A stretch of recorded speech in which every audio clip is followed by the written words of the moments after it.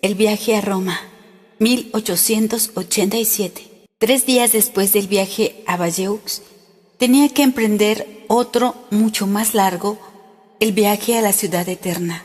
¿Qué viaje aquel?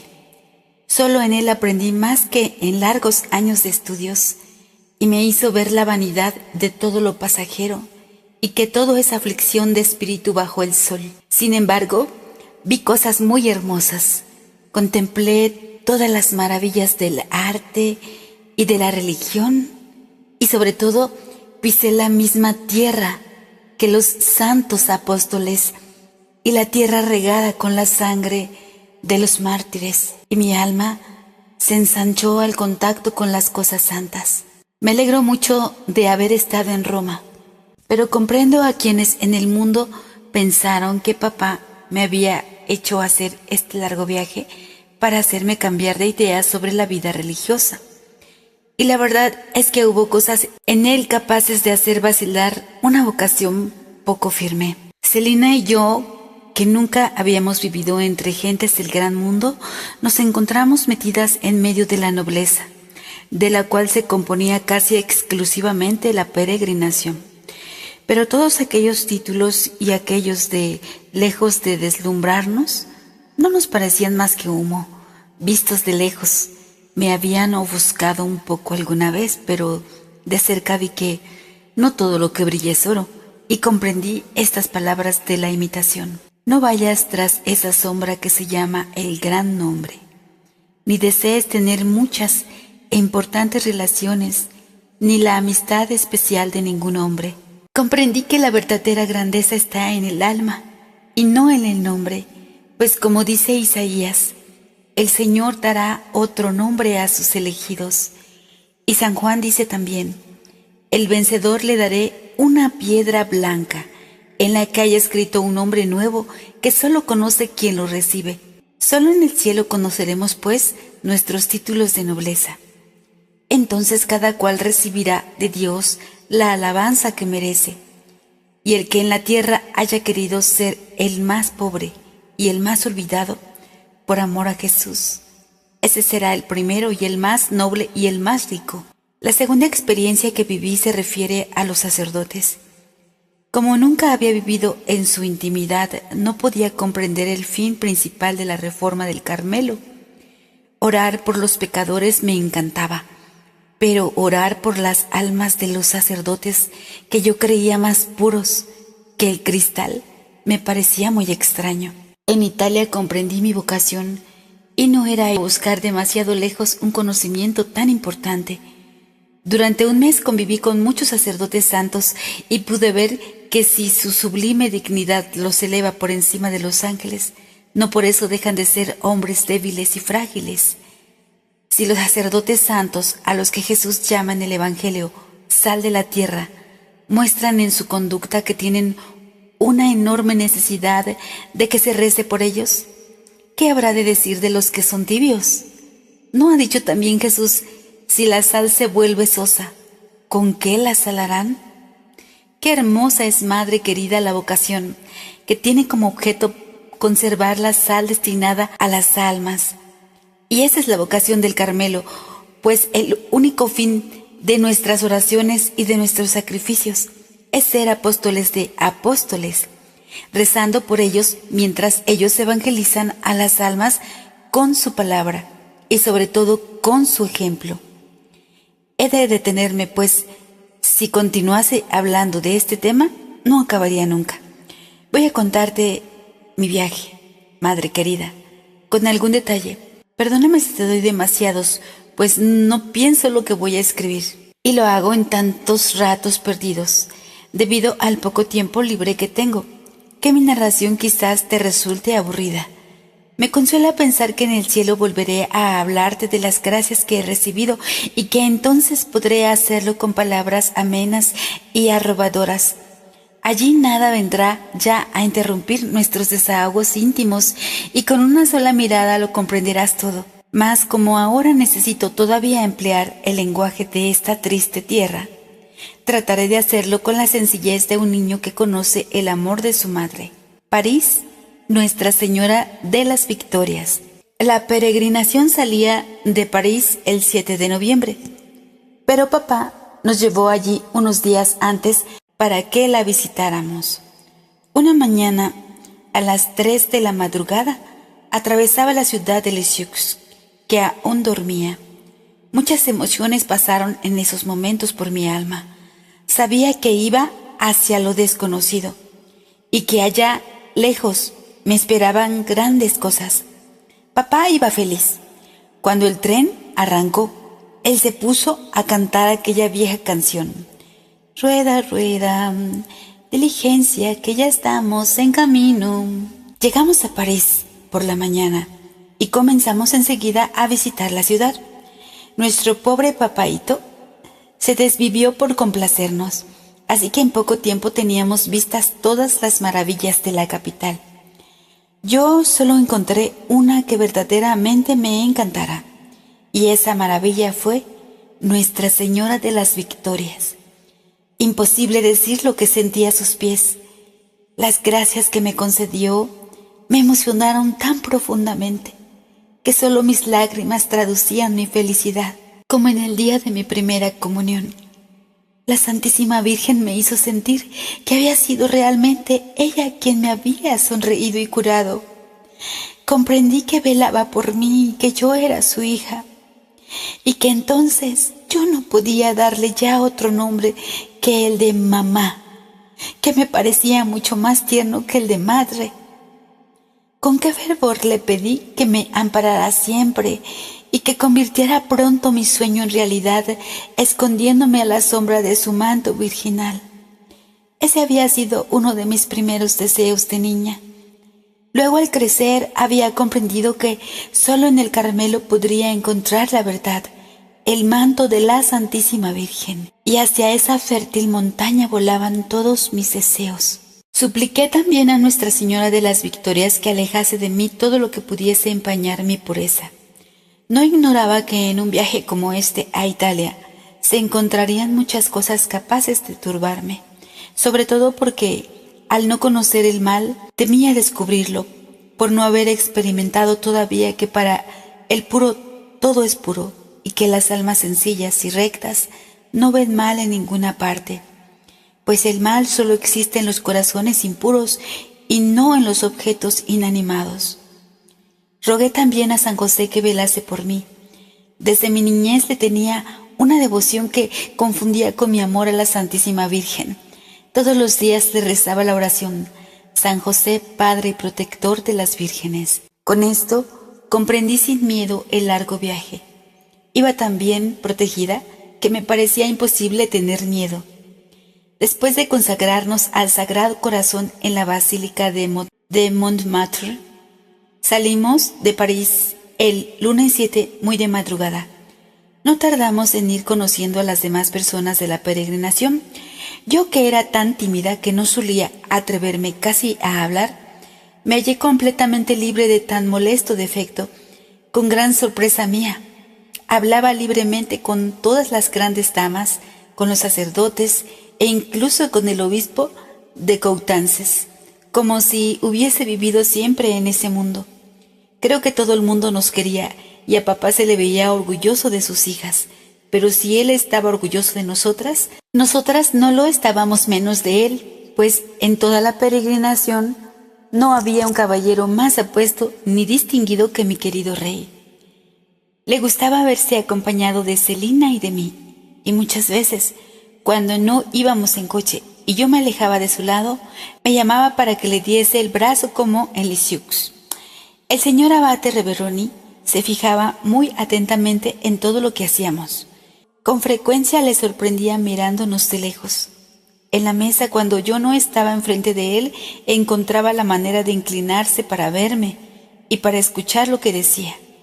Quería sin duda conocerme para saber si yo era realmente capaz de ser carmelita, y creo que debió quedar satisfecho del examen, pues al final del viaje pareció estar bien dispuesto en mi favor, pero en Roma estuvo muy lejos de serme favorable, como luego diré.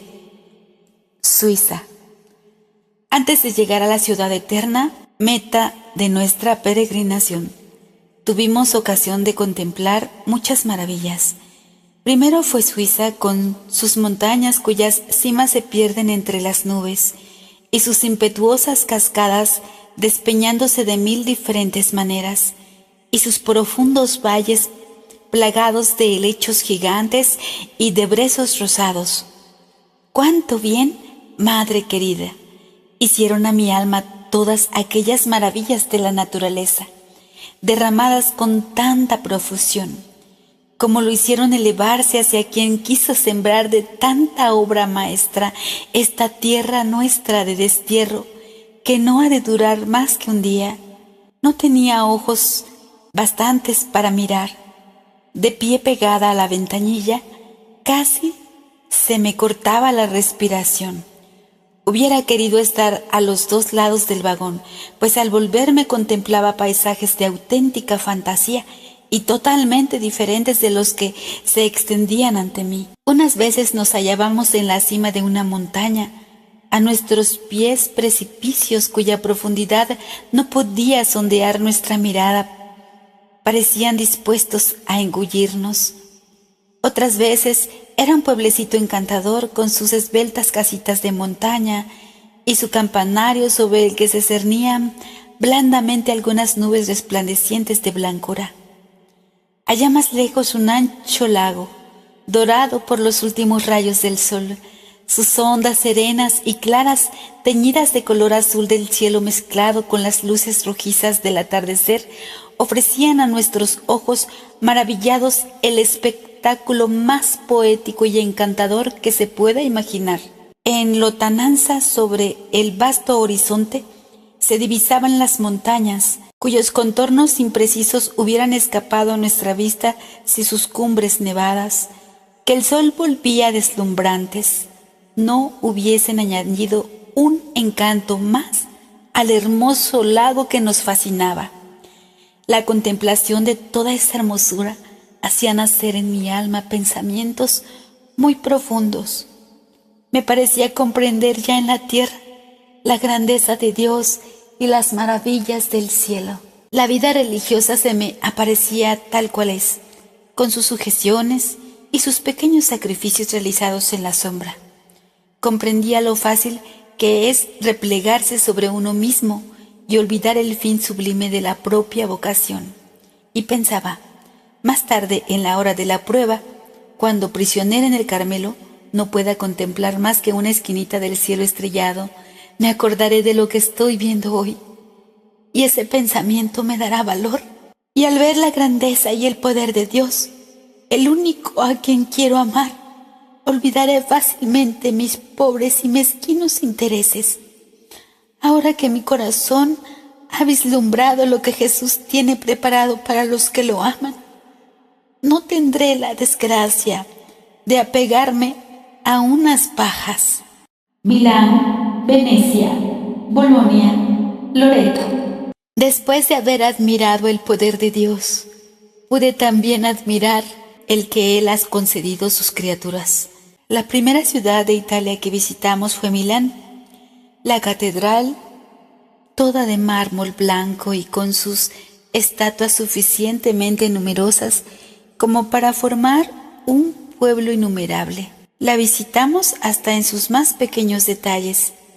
Celina y yo éramos intrépidas, siempre íbamos las primeras y seguíamos muy de cerca a Monseñor para ver todo lo referente a las reliquias de los santos y escuchar bien las explicaciones.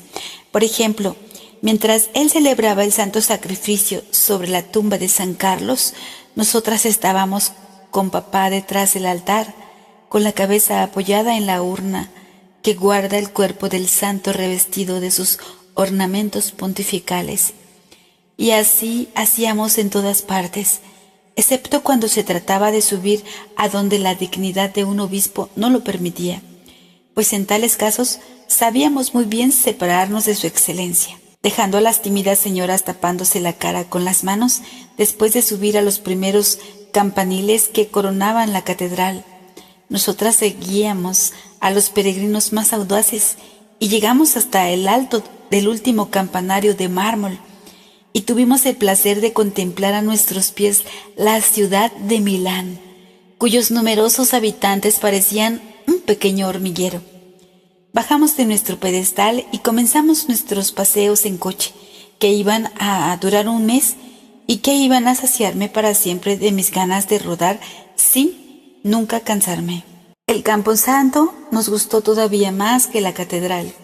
Todas aquellas estatuas de mármol blanco a las que el cincel del genio parece haber insuflado vida, están colocadas por el enorme campo de los muertos con una especie de estudiado descuido que para mi gusto aumenta aún más su encanto. Uno casi se siente tentado de acercarse a consolar a aquellos personajes idealizados que te rodean. Su expresión es tan real y su dolor tan sereno y resignado que uno no puede por menos de reconocer los pensamientos de inmortalidad que debían llenar el corazón de los artistas que realizaron estas obras de arte. Hay una niña arrojando flores sobre la tumba de sus padres. Parece como si el mármol hubiera perdido su pesadez y los delicados pétalos se deslizaron entre los dedos de la niña. El viento parece dispersarlos y parece también hacer flotar el velo ligero de las viudas y las cintas con que los jóvenes adornan sus cabellos. Papá estaba tan encantado como nosotras. En Suiza se había sentido cansado, pero aquí recobró su jovialidad y disfrutó del hermoso espectáculo que contemplábamos. Su alma de artista se reflejaba en las expresiones de fe y de admiración que aparecían en su hermoso rostro.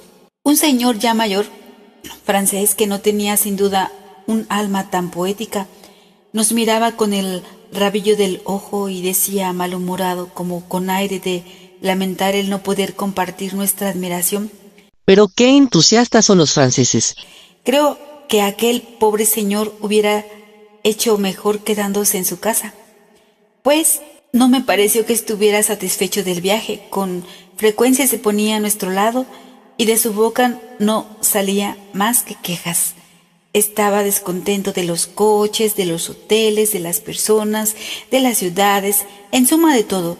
Papá, con su habitual grandeza de alma, trataba de animarlo, le cedía su sitio, etc. En definitiva, se encontraba siempre a gusto en todas partes y era de un temperamento diametralmente opuesto al de su desagradable vecino.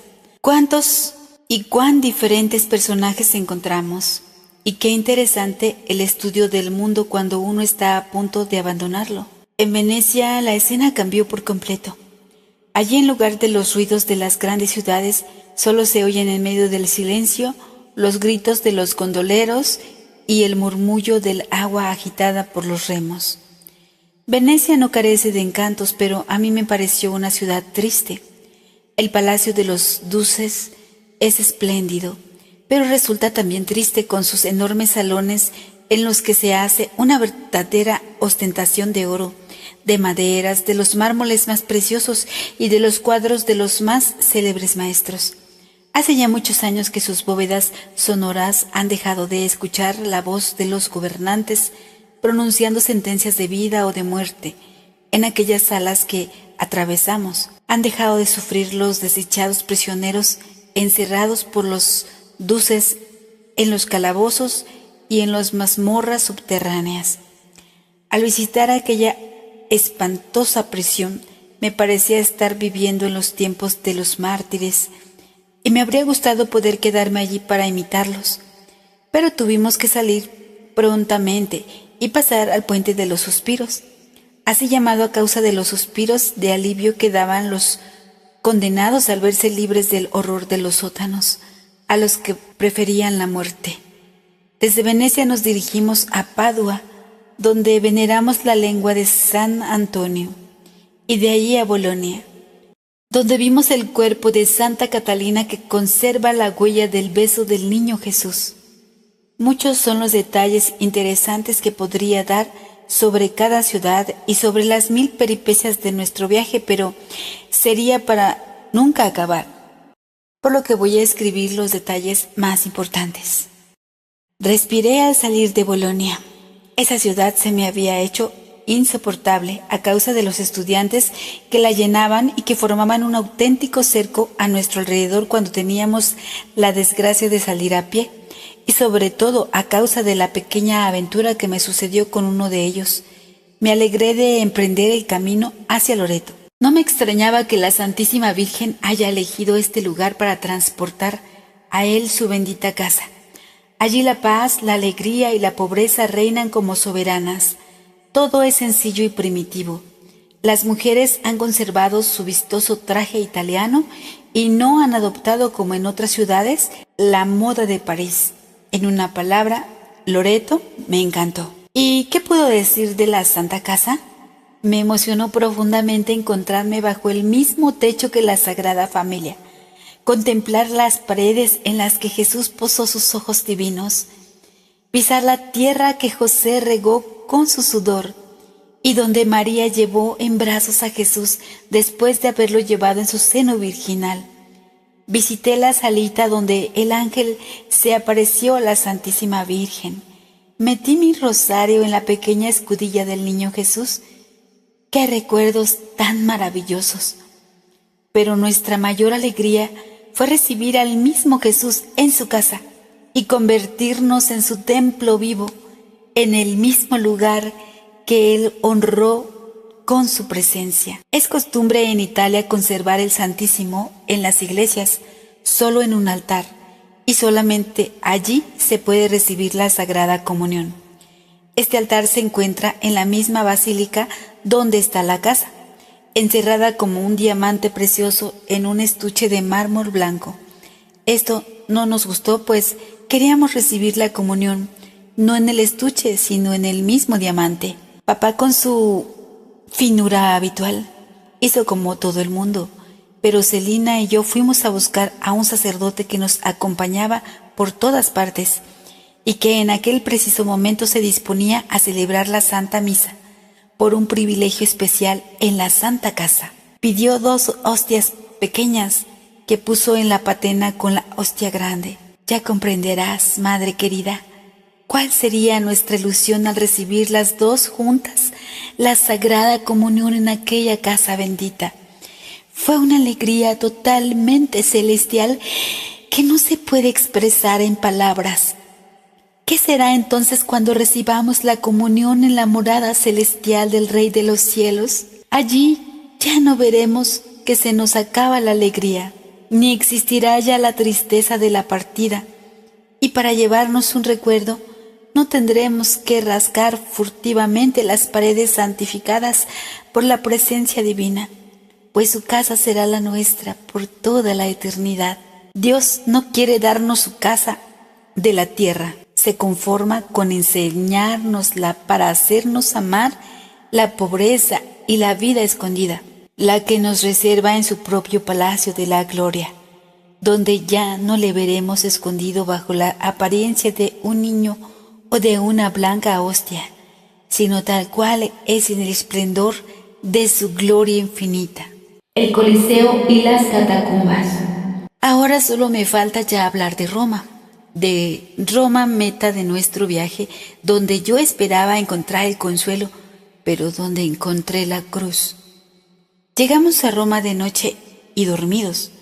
Nos despertaron los empleados de la estación que gritaban: ¡Roma! ¡Roma! No era un sueño, estaba en Roma. El primer día lo pasamos extramuros y fue quizás el más delicioso de todos, pues todos los monumentos han conservado su sello de antigüedad, mientras que en el centro de Roma, ante el fausto de los hoteles y de las tiendas, uno tiene la impresión de estar en París.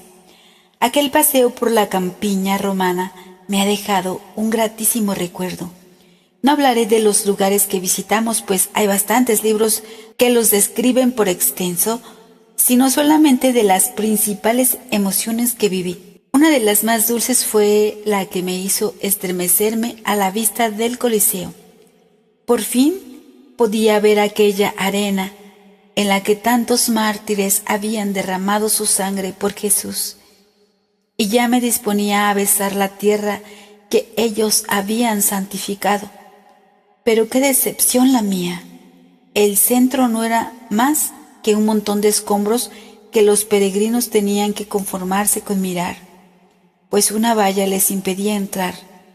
Por otra parte, nadie sintió la tentación de intentar meterse por en medio de aquellas ruinas. ¿Pero valía la pena haber venido a Roma y quedarse sin bajar al Coliseo? Aquello me parecía imposible. Ya no escuchaba las explicaciones del guía, solo un pensamiento me rodeaba por la cabeza: bajar a la arena. Al ver pasar a un obrero con una escalera, estuve a punto de pedírsela. Afortunadamente no puse en práctica mi idea, pues me habría tomado por loca. Se dice en el Evangelio que la Magdalena, perseverando junto al sepulcro y agachándose insistentemente para mirar dentro, acabó por ver 2 ángeles. Yo, igual que ella, aún reconociendo la imposibilidad de ver cumplidos mis deseos, seguía agachándome hacia las ruinas, a donde quería bajar. Por fin no vi ángeles, pero sí lo que buscaba. Lancé un grito de alegría y le dije a Celina: «Ven, corriendo, vamos a poder pasar». Inmediatamente sorteamos la valla hasta la que en aquel sitio llegaba a los escombros y comenzamos a escalar las ruinas que se hundían bajo nuestros pies. Papá nos miraba completamente asombrado de nuestra audacia y no tardó en indicarnos que volviéramos. Pero las 2 fugitivas ya no oían nada. Lo mismo que los guerreros sienten aumentar su valor en medio del peligro. Así nuestra alegría iba en aumento en proporción al trabajo que nos costaba alcanzar el objeto de nuestros deseos. Celina, más previsora que yo, había escuchado al guía y, acordándose de que éste acababa de señalar un pequeño adoquín marcado con una cruz como el lugar en el que combatían los mártires, se puso a buscarlo. No tardó en encontrarlo, y arrodillándonos sobre aquella tierra sagrada, nuestras almas se fundieron en una misma oración. Al posar mis labios sobre el polvo purpurado por la sangre de los primeros cristianos, me latía fuertemente el corazón. Pedí la gracia de morir también mártir por Jesús, y sentí en el fondo del corazón que mi oración había sido escuchada. Todo esto sucedió en muy poco tiempo, y después de coger algunas piedras, volvimos hacia los muros en ruinas para volver a comenzar nuestra arriesgada empresa. Papá, al vernos tan contentas, no tuvo valor para reñirnos, y me di cuenta de que estaba orgulloso de nuestra valentía. Dios nos protegió visiblemente, pues los peregrinos no se dieron cuenta de nuestra empresa por estar algo más lejos que nosotros, ocupados sin duda en contemplar las magníficas arcadas de las que el guía estaba resaltando, las pequeñas cornisas y los cupidos colocados sobre ellas. Y así ni él ni los señores abates se enteraron de la alegría que embargaba nuestros corazones.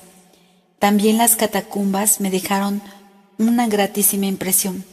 Son tal como que me las había imaginado leyendo su descripción en la vida de los mártires. La atmósfera que allí se respira está tan llena de fragancia que después de pasar en ellas buena parte de la tarde me daba la impresión de haber estado tan solo unos instantes. Teníamos que llevarnos algún recuerdo de las catacumbas, así que, dejando que se alejase un poco la procesión, Celina y Teresa se deslizaron las 2 juntas hasta el fondo del antiguo sepulcro de Santa Cecilia y cogieron un poco de la tierra santificada por su presencia. Antes del viaje a Roma, yo no tenía especial devoción a esta santa, pero al visitar su casa convertida en iglesia y el lugar de su martirio, al saber que había sido proclamada reina de la armonía, no por su hermosa voz ni por su talento musical, sino en memoria del canto virginal que hizo oír a su esposo celestial escondido en el fondo de su corazón, sentí por ella algo más que devoción, una auténtica ternura de amiga. Se convirtió en mi santa predilecta, en mi confidente íntima. Todo en ella me fascina, sobre todo su abandono y su confianza sin límites, que la hicieron capaz de virginizar a unas almas que nunca habían deseado más alegrías que las de la vida presente. Santa Cecilia se parece a la esposa del Cantar de los Cantares. Veo en ella un coro en medio de un campo de batalla. Su vida no fue más que un canto melodioso, aun en medio de las mayores pruebas, y no me extraña, pues el Santo Evangelio reposaba sobre su corazón, y en su corazón reposaba el esposo de las vírgenes. También la visita de la iglesia de Santa Inés fue para mí muy dulce. Allí iba a visitar en su casa a una amiga de la infancia. Le hablé largamente de la que tan dignamente lleva su nombre, e hice todo lo posible por conseguir una reliquia de la angelical patrona de mi madre, para traérsela, pero no pudimos conseguir más que una piedrecita roja que se desprendió de un rico mosaico cuyo origen se remonta a los tiempos de Santa Inés, y que ella debió mirar muchas veces.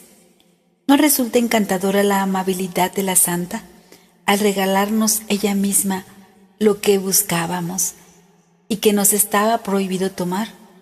Siempre me ha parecido aquella una delicadeza y una prueba del amor con que la dulce Santa Inés mira y protege a mi madre querida.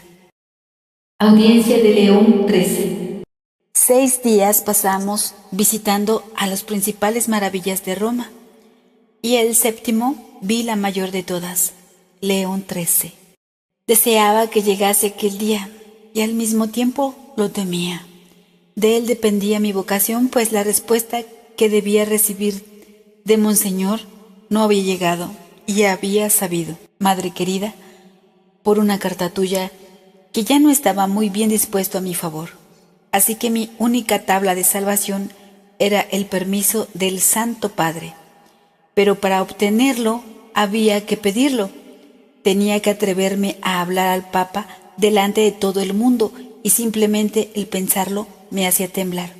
Solo Dios sabe, y mi querida Celina, lo que sufrí antes de la audiencia.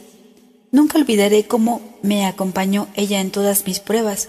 Parecía como si mi vocación fuese la suya. Los sacerdotes de la peregrinación se dieron cuenta de cómo nos queríamos. Una noche estábamos en una reunión tan numerosa que faltaban sillas. Entonces Celina me sentó sobre sus rodillas y nos miramos con tanto cariño que un sacerdote exclamó: ¿Cómo se quieren? Esas dos hermanas serán siempre inseparables. Sí, nos queríamos, pero nuestro cariño era tan puro y tan fuerte que el pensamiento de la separación no nos inquietaba, pues sabíamos que nada en el mundo, ni siquiera el océano, podría alejarnos una de otra. Celina veía tranquila cómo mi barquilla se iba acercando a la ribera del Carmelo y se resignaba a quedarse en el mar tempestuoso del mundo todo el tiempo que Dios quisiera, segura de que un día también ella llegaría a la ribera, objeto de nuestros deseos. El domingo 20 de noviembre, vestida según la etiqueta del Vaticano, es decir, de negro y con mantilla de encaje por tocado, y adornadas con una gran medalla de León XIII que colgaba de una cinta azul y blanca, hicimos nuestra entrada en el Vaticano, en la capilla del Sumo Pontífice. A las 8, nuestra emoción fue muy profunda al verle entrar para celebrar la Santa Misa. Tras bendecir a los numerosos peregrinos congregados a su alrededor, subió las gradas del altar y nos demostró con su piedad digna del vicario de Jesús que era verdaderamente el Santo Padre. Cuando Jesús bajó las manos de su pontífice, mi corazón latió con fuerza y mi oración se hizo ardiente. Sin embargo, la confianza llenaba mi corazón. El Evangelio de ese día contenía estas palabras: no temas, pequeño rebaño, porque mi Padre ha tenido a bien daros su reino. No temía. Esperaba que muy pronto sería mío el reino del Carmelo. No pensaba entonces en aquellas otras palabras de Jesús: yo os transmito el reino como me lo transmitió mi Padre a mí. Es decir, te reservo cruces y tribulaciones. Así te harás digna de poseer ese reino por el que suspiras. Si fue necesario que Cristo sufriera para entrar así en su gloria, si tú quieres tener un sitio a su lado, tendrás que beber el cáliz que él mismo bebió. Ese cáliz me lo presentó el Santo Padre, y mis lágrimas fueron a mezclarse con la amarga bebida que se me ofrecía. Después de la misa de acción de gracias que siguió a la de su santidad, comenzó la audiencia. León XIII estaba sentado en un gran sillón. Vestía simplemente una sotana blanca y una museta del mismo color, y en la cabeza no llevaba más que un pequeño solideo. A su lado estaban de pie varios cardenales, arzobispos y obispos, pero yo solo los vi globalmente, pues mi atención estaba centrada en el Santo Padre. Íbamos desfilando procesionalmente ante él. Cada peregrino, cuando le llegaba su turno, se arrodillaba, besaba el pie y la mano de León XIII, recibía su bendición y 2 guardias nobles le tocaban, por ceremonia indicándole, así que debía levantarse. Al peregrino, pues, me explicó tan mal que podría entenderse que era el Papa. Antes de entrar en el salón pontificio, yo estaba completamente decidida a hablar, pero sentí que mi valor flaqueaba cuando vi a la derecha del Santo Padre al señor Raveroni. Casi en aquel mismo instante nos dijeron de su parte que prohibía hablar a León XIII, pues la audiencia estaba prolongando demasiado. Yo me volví hacia mi Celina querida para conocer su opinión. «Habla», me dijo. Un momento después estaba yo a los pies del Santo Padre. Después de besarle la sandalia, me presentó la mano, pero en lugar de besarla, junté las mías y elevando hacia su rostro mis ojos bañados en lágrimas, exclamé: «Santísimo Padre, tengo que pediros una gracia muy grande». Entonces el sumo pontífice inclinó hacia mí su cabeza, de manera que mi rostro casi tocaba el suyo, y vi sus ojos negros y profundos que se fijaban en mí y parecían querer penetrarme hasta el fondo del alma. «Santísimo Padre, en honor de vuestras bodas de oro, permitidme entrar en el Carmelo a los 15 años». Sin duda la emoción hacía temblar mi voz, por lo que el Santo Padre, volviéndose hacia el señor Raveroni, que me miraba asombrado y disgustado, le dijo: No comprendo bien. Si Dios lo hubiera permitido, le habría sido fácil al señor Raveroni alcanzarme lo que deseaba, pero Dios quería darme cruz y no consuelo. Santísimo Padre, Respondió el vicario general: se trata de una niña que desea entrar en el Carmelo a los 15 años. Pero los superiores están en estos momentos estudiando la cuestión. Bueno, hija mía, respondió el Santo Padre, mirándome bondadosamente. haz lo que te digan los superiores. Entonces, apoyando mis manos en sus rodillas, hice un altísimo intento y le dije con voz suplicante: «Sí, Santísimo Padre, pero si usted dijese que sí, todo el mundo estaría de acuerdo». Me miró fijamente y pronunció estas palabras, recalcando cada sílaba: Vamos, entrarás si Dios lo quiere. Y su acento tenía un no sé qué de tan penetrante y convincente que aún me parece estar oyéndole. Animada por la bondad del Santo Padre, quise seguir hablando, pero los 2 guardias nobles me tocaron cortésmente para que me levantase, y viendo que con eso no bastaba, me cogieron por los brazos y el señor Raveroni les ayudó a levantarme, pues seguía con las manos juntas apoyadas en las rodillas del Santo Padre, y tuvieron que arrancarme de sus pies a viva fuerza. Mientras me quitaban de en medio de esa manera, el Santo Padre acercó su mano a mis labios y después la levantó para bendecirme. Entonces los ojos se me llenaron de lágrimas y el señor Raveroni pudo contemplar al menos tantos diamantes como había visto en Bayeux. Los 2 guardias nobles me llevaron en volandas, por así decirlo, hasta la puerta, donde un tercero me dio una medalla de León XIII. Celina, que iba detrás de mí, acababa de ser testigo de la escena que acababa de ocurrir. Casi tan emocionada como yo, tuvo no obstante valor para pedir al Santo Padre una bendición para el Carmelo. El señor Raveroni, con voz malhumorada, respondió: ¿El Carmelo ya está bendecido? Y el Santo Padre contestó con ternura. Sí, sí está bendecido. Papá se había acercado a los pies de León XIII antes que nosotras con los caballeros. El señor Reveroni había estado con el encantador, presentándolo como el padre de 2 carmelitas. El Santo Padre, como muestra de especial benevolencia, posó su mano sobre la cabeza venerable de mi querido rey, como marcándole con un sello misterioso en nombre de aquel de quien era verdaderamente representante. Ahora que este padre de 4 carmelitas está en el cielo, ya no es la mano del pontífice la que reposa sobre su frente, profetizándole el martirio. Es la mano del esposo de las vírgenes, la del Rey de la Gloria, la que hace resplandecer la cabeza de su fiel servidor.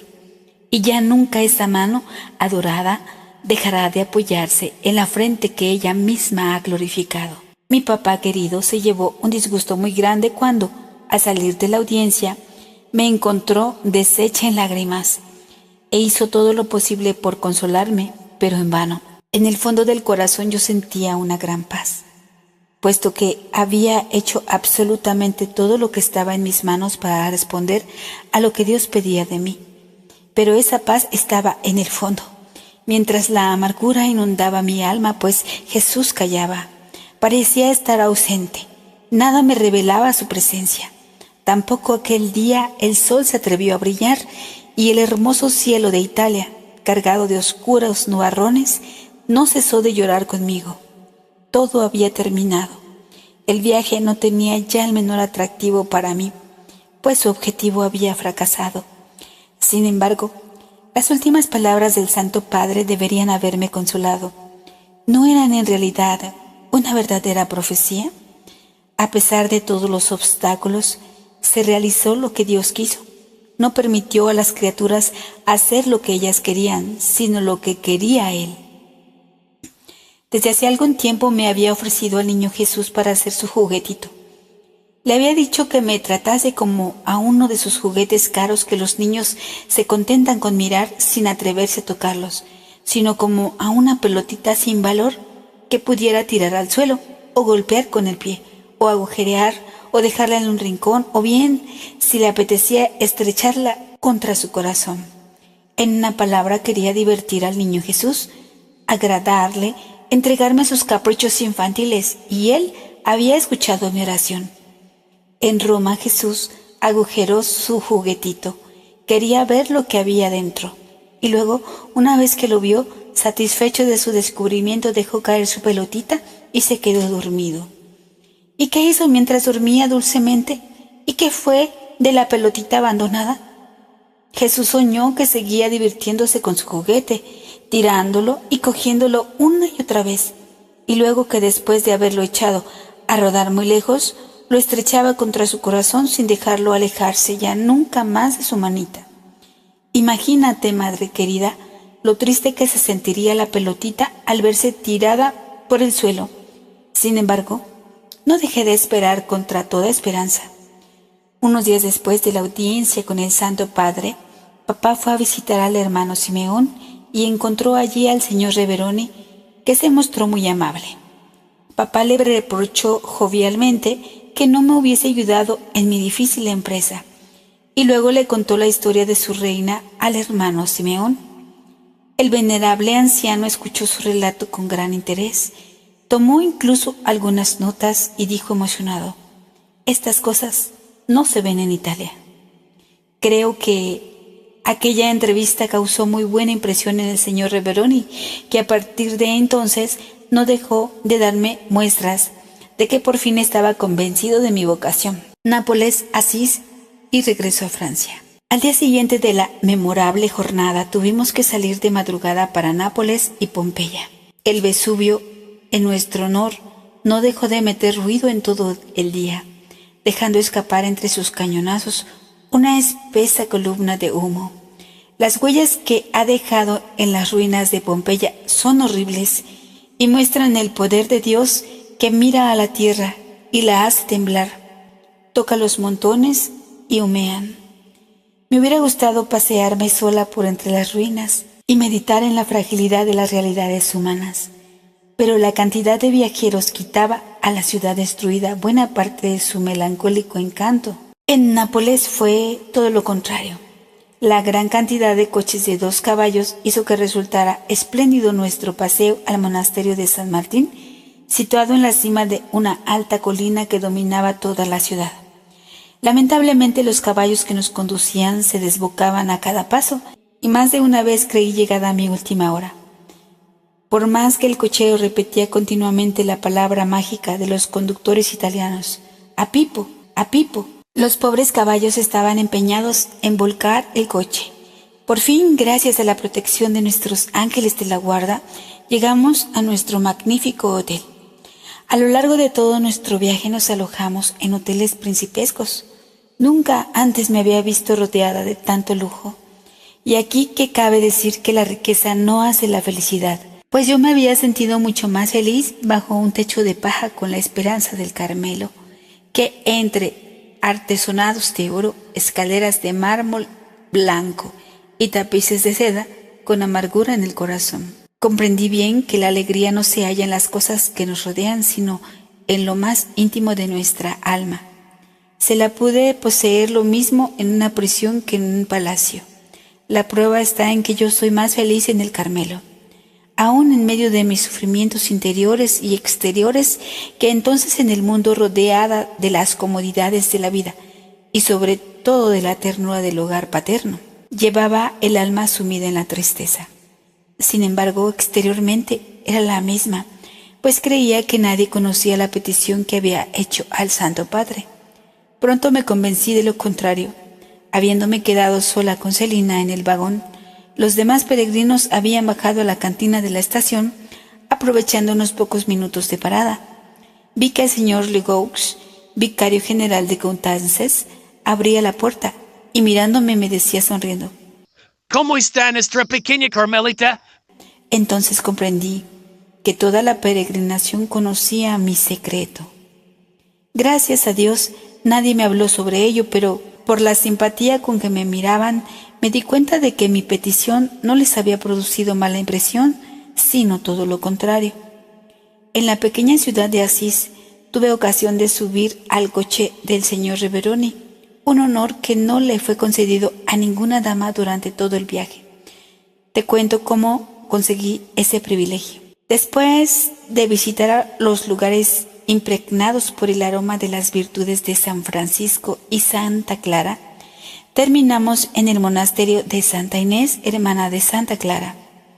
Yo había estado contemplando a mis anchas la cabeza de la santa, y cuando me retiraba, una de las últimas, me di cuenta de que había perdido el cinturón. Lo busqué en medio de la muchedumbre. Un sacerdote se compadeció de mí y me ayudó, pero después de habérmelo encontrado, le vi alejarse y yo me quedé sola, buscando, pues aunque tenía el cinturón, no me lo podía poner, pues faltaba la hebilla. Por fin la vi brillar en un rincón. Cogerla y ajustarla al cinturón no me llevó mucho tiempo, pero todo el trabajo anterior sí que me lo había llevado. Así que me quedé de una pieza al ver que estaba sola al salir de la iglesia. Todos los coches, y eran muchos, habían desaparecido, excepto el del señor Reveroni. ¿Qué decisión tomar? ¿Echarme a correr detrás de los coches, que ya no se veían, exponiéndome a perder el tren con la consiguiente preocupación de mi querido papá? ¿O bien pedir un sitio en la calesa del señor Reveroni? Me decidí por esta última solución. Con la mayor amabilidad y lo menos apurada que pude, a pesar de mi apuro, le expuse mi crítica situación y lo puse a él mismo en apuro, pues su coche iba lleno de los más distinguidos caballeros de la peregrinación. Imposible encontrar una plaza libre, pero un caballero muy galante se apresuró a bajar. Me hizo ocupar su asiento y se puso él modestamente al lado del cochero. Parecía una ardilla atrapada en un cepo y estaba muy lejos de encontrarme a gusto, rodeada de todos aquellos personajes ilustres y sobre todo del más temible de todos ellos, frente a él, cual iba sentada. Sin embargo, estuvo muy amable conmigo, interrumpiendo de vez en cuando su conversación con los caballeros para hablarme del Carmelo. Antes de llegar a la estación, todos aquellos grandes personajes sacaron sus grandes monederos para dar una propina al cochero, que ya estaba pagado. Yo hice lo mismo y saqué mi diminuto monedero, pero el señor Reveroni no me permitió sacar mis preciosas moneditas y prefirió dar él una grande de las suyas por los dos. En otra ocasión volví a encontrarme a su lado en el ómnibus. Estuvo más amable todavía y me prometió hacer todo lo que pudiera para que entrase en el Carmelo. Aunque estos breves encuentros pusieron un poco del bálsamo en mis llagas, no pudieron evitar que el regreso fuese mucho menos placentero que la ida, pues ya no tenía la esperanza del Santo Padre. No encontraba ayuda alguna en la tierra, que me pareciera un desierto, agostado y sin agua. Solo en Dios tenía puesta toda mi esperanza. Acababa de conocer por experiencia que vale más recurrir a Él que a sus santos. La tristeza de mi alma no fue obstáculo para que pusiese un gran interés en los santos lugares que visitábamos. En Florencia tuve la dicha de contemplar a Santa María Magdalena de Paces, colocada en medio del coro de carmelitas que nos abrieron la reja. Como no sabíamos que íbamos a disfrutar de tal privilegio y muchas personas deseaban hacer tocar sus rosarios en el sepulcro de la santa, no había nadie más que yo pudiese pasar la mano por entre la reja que nos separaba de él. Por eso todos me traían sus rosarios y yo me sentía muy orgullosa de mi oficio. Siempre tenía que encontrar la forma de tocarlo todo. Así, en la iglesia de Santa Cruz de Jerusalén en Roma, pudimos venerar varios fragmentos de la verdadera cruz, 2 espinas y uno de los sagrados clavos, encerrado en un magnífico relicario de oro labrado, pero sin cristal, por lo que al venerar la sagrada reliquia, encontré la forma de pasar mi dedito por una de la abertura del relicario y pude tocar el clavo que bañó la sangre de Jesús. La verdad es que era demasiado atrevida. Por suerte, Dios, que conoce el fondo de los corazones, sabe que mi intención era pura, que por nada del mundo hubiera querido desagradarle. Me portaba con él como un niño que piensa que todo le está permitido y mira como suyos los tesoros de su padre. Aún hoy sigo sin comprender por qué en Italia se excomulga tan fácilmente a las mujeres. A cada paso nos decían: no entréis aquí, no entréis allá, que quedaréis excomulgadas. Pobres mujeres, qué despreciadas son. Sin embargo, ellas aman a Dios en número mucho mayor que los hombres, y durante la pasión de nuestro Señor las mujeres tuvieron más valor que los apóstoles, pues desafiaron los insultos de los soldados y se atrevieron en enjugar la faz adorable de Jesús. Seguramente por eso Él permite que el desprecio sea su lote en la tierra, ya que lo escogió también para sí mismo. En el cielo demostrará claramente que sus pensamientos no son los de los hombres, pues entonces los últimos serán los primeros. Más de una vez durante el viaje no tuve la paciencia de esperar al cielo para ser la primera. Un día en que visitábamos un convento de padres carmelitas, no me conformé con seguir a los peregrinos por las galerías exteriores y me metí por los claustros interiores. De pronto vi a un anciano carmelita que desde lejos me hacía señas de que me alejase, pero yo, en vez de marcharme, me acerqué a él y señalándole los cuadros del claustro, le di a entender por señas que eran bonitos. Él se dio cuenta por mis cabellos que caían sobre la espalda y por mi aspecto juvenil que era una niña. Me sonrió con bondad y se alejó al ver que no tenía delante de él a una enemiga. Si hubiese podido hablarle en italiano, le habría dicho que era una futura carmelita, pero por culpa de los constructores de la Torre de Babel no pude hacerlo. Después de visitar también Pisa y Génova, volvimos a Francia. En el trayecto el panorama era magnífico. A veces bordeábamos el mar y la vía del tren pasaba tan cerca de él que me parecía que las olas iban a llegar hasta nosotros. Aquel espectáculo fue debido a una tempestad y era de noche, lo que hacía que la escena fuese aún más impresionante. Otras veces atravesábamos llanuras cubiertas de naranjos, con su fruta ya madura, o de verdes olivos de escasos follaje, o de esbeltas palmeras. A la caída de la tarde veíamos los numerosos puertecitos de mar iluminarse con multitud de luces, mientras en el cielo empezaban a brillar las primeras estrellas. Y a la vista de todas aquellas cosas que yo miraba por primera y por última vez en mi vida, mi alma se llenaba de poesía. Pero las veía desvanecerse sin la menor pena. Mi corazón aspiraba a otras maravillas. Había contemplado ya bastante las bellezas de la tierra, y solo las del cielo eran ya el objeto de sus deseos. Y para ofrecérselas a las almas, quería convertirme en prisionera. 3 meses de espera. Mas antes de ver abrirse ante mí las puertas de la bendita prisión por la que suspiraba, tenía aún que luchar y que sufrir. Lo presentía al volver a Francia. Sin embargo, mi confianza era tan grande que no perdí la esperanza de que me permitieran entrar en el Carmelo el 25 de diciembre. Apenas llegamos a Lisieux, nuestra primera visita fue para el Carmelo. ¿Qué encuentro aquel? Teníamos tantas cosas que decirnos después de un mes de separación, mes que me pareció larguísimo, y en el que aprendí más que en muchos años. Qué dulce fue para mí, madre querida, volverte a ver y abrirte mi pobre alma herida.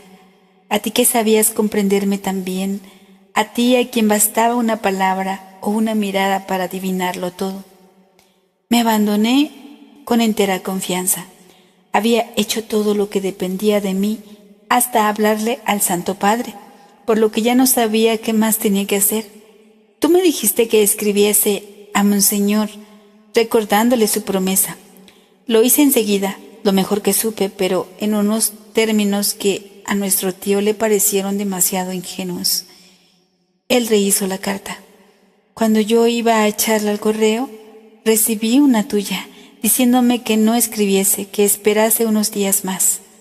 Obedecí enseguida, pues estaba segura de que esa era la mejor forma de no equivocarme. Por fin, 10 días antes de la Navidad, salió mi carta. Plenamente convencida de que la respuesta no se haría esperar, todas las mañanas iba a correos con papá, después de misa, pensando encontrar allí el permiso para echarme a volar. Pero cada mañana me traía una nueva decepción, que sin embargo no hacía vacilar mi fe. Pedía a Jesús que rompiese mis ataduras, y las rompió, pero de una forma totalmente diferente a como yo esperaba. Llegó la fiesta de Navidad y Jesús no despertó.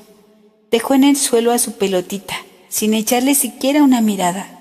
Al ir a la misa de gallo llevaba roto el corazón. Tenía tantas esperanzas de asistir a ella tras las rejas del Carmelo. Esta prueba fue muy dura para mi fe, pero aquel cuyo corazón vela mientras él duerme me hizo comprender que él obra auténticos milagros y cambia las montañas de lugar en favor de quienes tienen una fe como un grano de mostaza, pero que con sus íntimos, con su madre, él no hace milagros hasta haber probado su fe. No dejó morir a Lázaro a pesar de que María y Marta le habían hecho saber que estaba enfermo. Y en las bodas de Caná, cuando la Virgen le pidió que ayudara a los anfitriones, ¿no le contestó que todavía no había llegado su hora? Pero después de la prueba, ¿qué recompensa? El agua se convierte en vino. Lázaro resucita. Así actuó Jesús con su Teresita. Después de haberla probado durante mucho tiempo, colmó todos los deseos de su corazón. Por la tarde de aquel radiante día de fiesta que yo pasé llorando, fui a visitar a las Carmelitas. Me llevé una gran sorpresa cuando al abrir la reja vi un precioso niño Jesús que tenía en la mano una pelota en la que estaba escrito mi nombre. Las Carmelitas, en lugar de Jesús, que era demasiado pequeño todavía para hablar, me cantaron una canción compuesta por mi madre querida. Cada una de sus palabras derramaba en mi alma un dulce consuelo. Jamás olvidaré aquella delicadeza del corazón maternal, exquisitos detalles de ternura.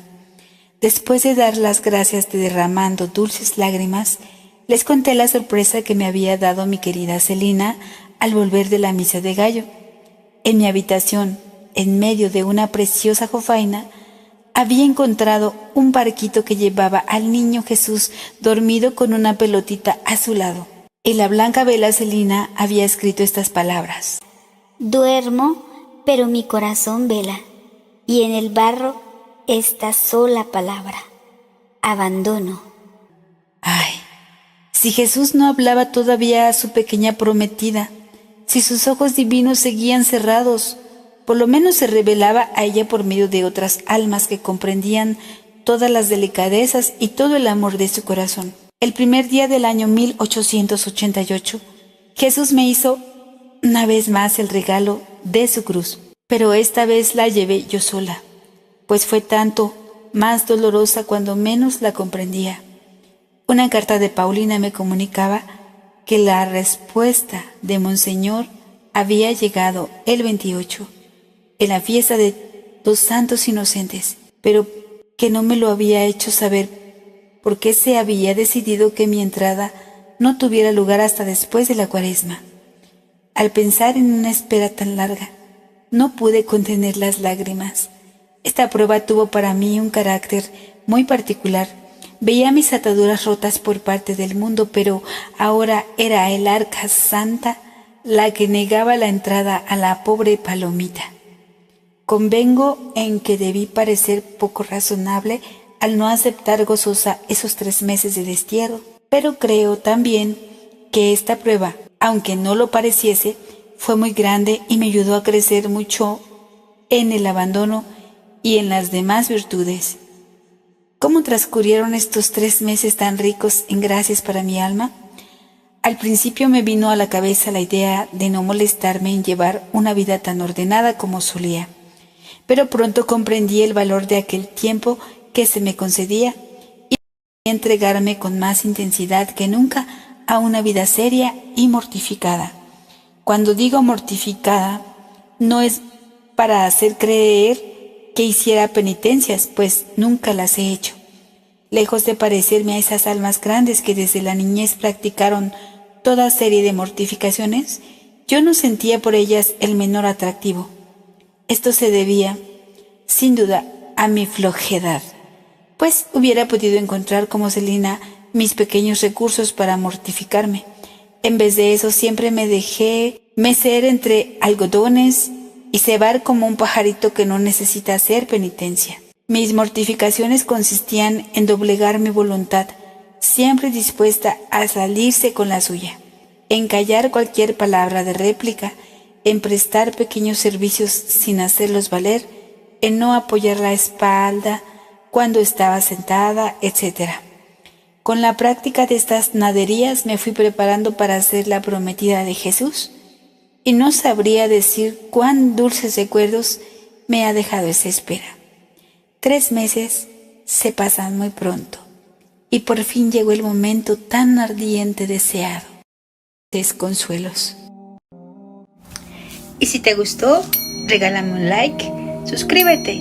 La suscripción es totalmente gratuita, pero lo más importante es que lo compartas. Así ayudas en esta obra de evangelización. Espera el siguiente capítulo. Y con la Virgen María de la mano, hasta la victoria. ¿Quién como Dios? Nadie como Dios.